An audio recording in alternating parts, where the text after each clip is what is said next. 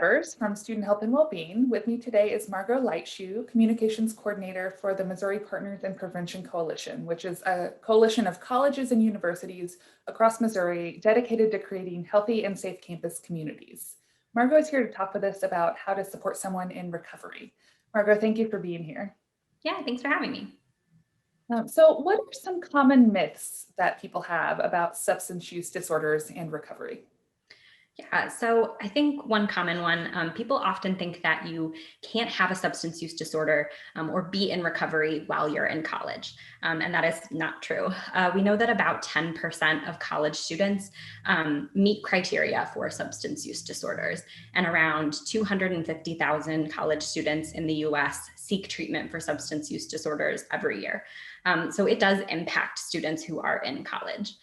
I think another common myth is that people think that substance use disorders are, voluntary, that it's a matter of not wanting to quit or stop using. But substance use disorders are brain disorders. They're complex. They change brain chemistry and, sort of hijack the neural pathways that we have. So it takes a lot of time to unlearn those behaviors, to sort of rewire the brain once a substance use disorder has developed. Okay, thank you very much. I appreciate that explanation. I think that's helpful for people to understand what those common myths are. So how can students support their peers who are in recovery? Yeah, great question.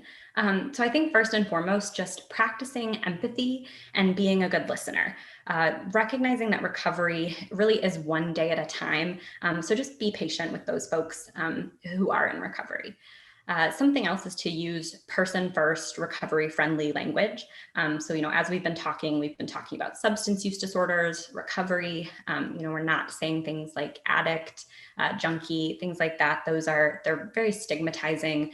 They create a lot of stigma for folks who have substance use disorders, and they perpetuate some of those myths that we talked about. So, I think that's one easy thing that we can all do is just update our language.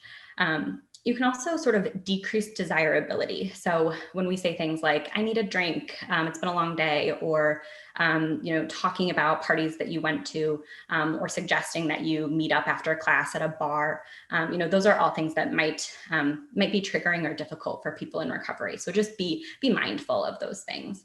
And then overall, just educating yourself and learning more if you're not super familiar with substance use disorders. The internet's your best friend. And we have a great recovery ally training at mopiptraining.org/macro that's free and helps teach students about how to be a good ally to people in recovery. Thank you. I think all that seems to come down to empathy. Even the other suggestions that you've given, they sort of boil down to that empathy piece. Yeah. If someone is concerned about substance use behaviors in, say, a friend or a family member, how can they talk to them? Yeah. So it can be a really tough conversation. I will acknowledge that. But I think there are really three main things to remember. First, you want to focus on the behaviors that you're noticing, not on the person necessarily. Express that you care and that you're concerned about them, and listen and support them. So a really quick way to do this is just to say, hey, I've noticed that you've been going out a lot more frequently, you've been partying more, you're skipping class. I care about you. I want to make sure that you're doing okay. I'm here to listen. How are you doing? So try to ask some open-ended questions, affirm that whatever they tell you, it might have been difficult for them to share that. So you can say, thank you for telling me. It means a lot that you trust me.